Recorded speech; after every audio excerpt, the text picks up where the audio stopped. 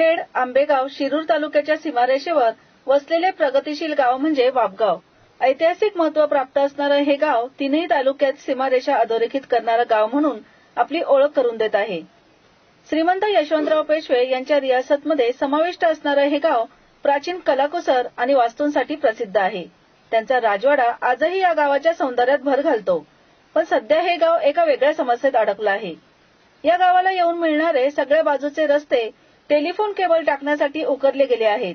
हे केबल टाकण्याचं काम संथ गतीने सुरू असल्यानं स्थानिक लोकांना मात्र नाना विविध समस्यांना सामोरं जावं लागत आहे.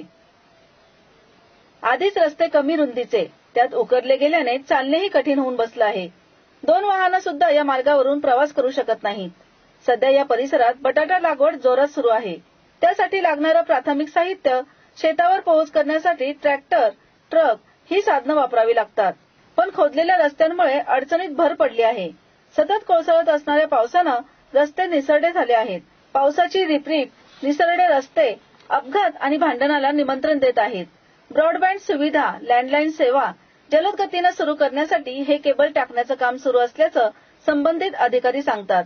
हे खरं असलं तरी ते काम ज्या जलद गतीने पूर्ण होणं आवश्यक आहे, तो कामाचा वेग मात्र प्रशासनाला राखण्यात अपयश आलंय.